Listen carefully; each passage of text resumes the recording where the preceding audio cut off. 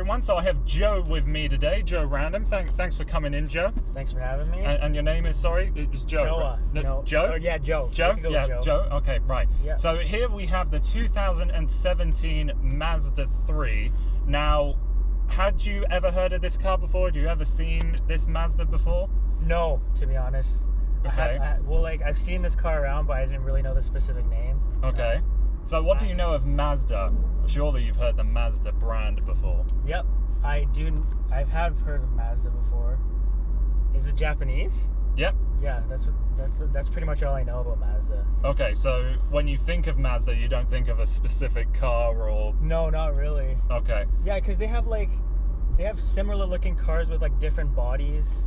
That's what I've observed from them. You know, like SUV style cars, like sports cars. They kind of have like the same style of headlights and things like that. So. Yeah. Okay. Well, that's the main thing that I've noticed. But other than that, like. Well, not many things. Well, that's a good point, because Mazda, they employ a design language that all of their cars kind of follow. So what you're saying, they all look very similar. You're very right in saying so.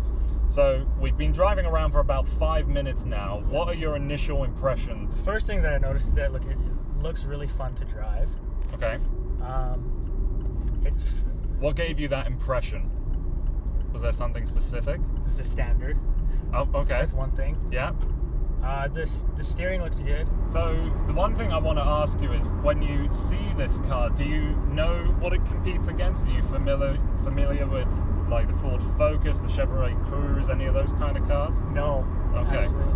Well, this car is within the compact car segment. That's what you would classify it as. Okay. And those two cars I just said, something like the Honda Civic is a main rival of this car. Okay. And one of the things I've preached in my own review is that I think that this car is a far more attractive car than any of those. Right. And I think it's also sort of the left field choice, because Mazda, it's a really small company. Because of that, they don't have the same sort of reach that something like Honda or Ford has.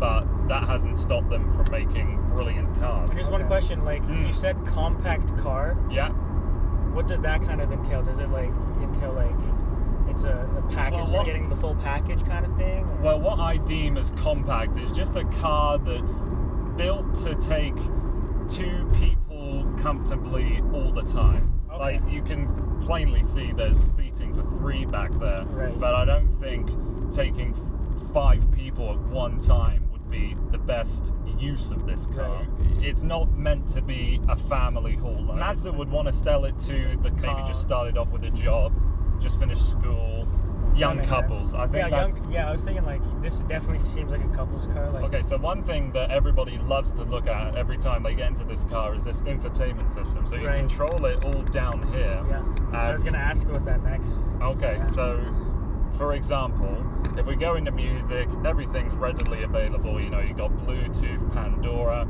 and apparently later in the year, Mazda will start implementing Apple CarPlay into so their like system. it's gonna be updated. Yeah. It's like an updatable thing. Okay, that's pretty cool. Yeah, one neat feature about this infotainment system though is that you never actually need to resort to your driver's manual. If a little light comes up that you don't know, you just go into here and it will tell you what is wrong. So if I had a low pressure light and I didn't know what it was, I'd come here and then it would tell me.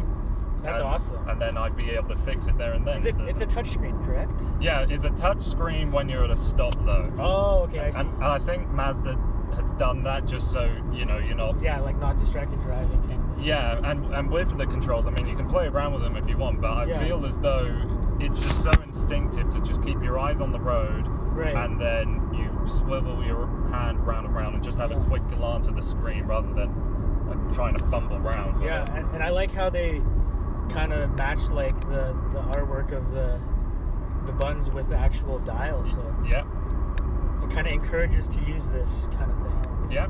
To be honest, I actually prefer like the old school dials here. The physical controls. Yeah, like exactly. Like when I go into new cars, I don't understand why they like make it more futuristic by adding more buttons and like making it look more complicated. And these dials, it makes it very easy for the driver to like control what's happening in the car. Yeah. You know, while still being able to, because like, you know, dials, you turn left and right. You don't have to like look for like. There's nothing complicated about it. Yeah. That's a very good point. Which you're right in saying. A lot of car manufacturers, they want to just make it look as cool as possible and modern and to the detriment of its usability. Yeah, I think this is like a good balance of like modern and kind of like the older kind of car, because you have like this LED screen up top with like the easy to use dial, but then you have this three basic dials you see almost in every old car, which is like, I would almost want to say it's kind of nostalgic. Okay. Of everything that we've said so far, how much do you think this car is worth? What would you be willing to pay for this brand new?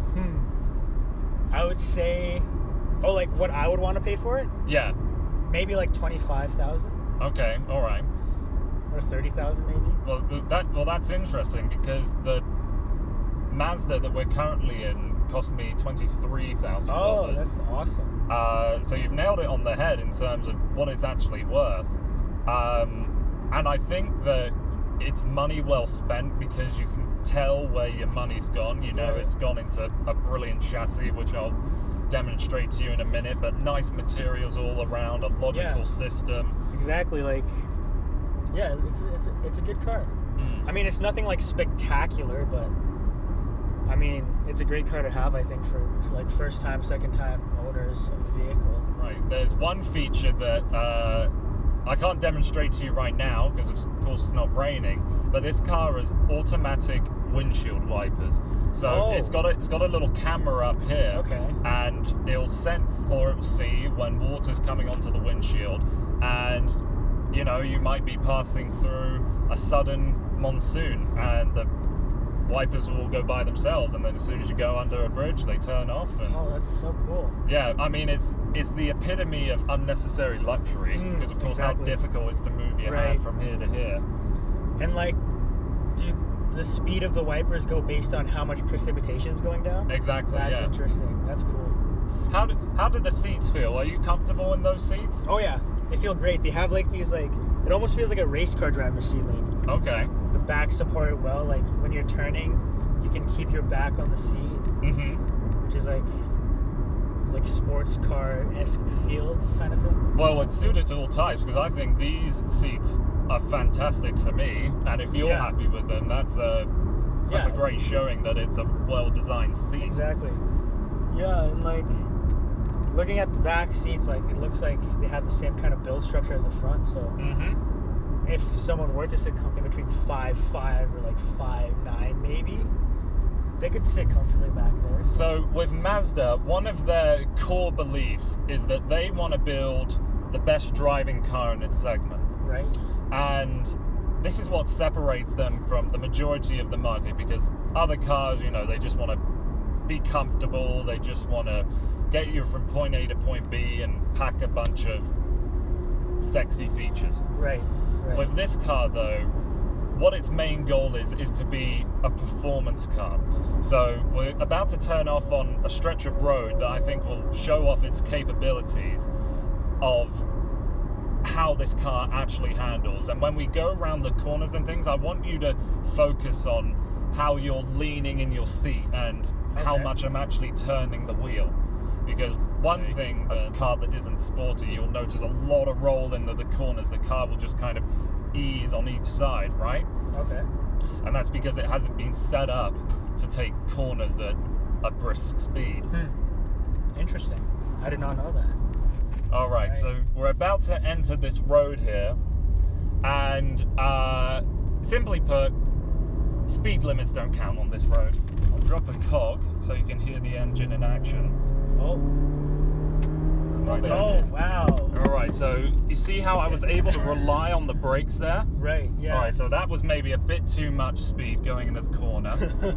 Did you feel that roll? I did, yeah. Right, so that roll is meant to indicate that you're having a bit too much fun. Okay. Unlike theirs, the car was just so smooth in its transition. Yeah, I felt that. You're confident in this car. As I go around this incredibly tight corner here, but I've really slow down for this one. Oh my gosh. There we go. All right, and then that is the top of the road.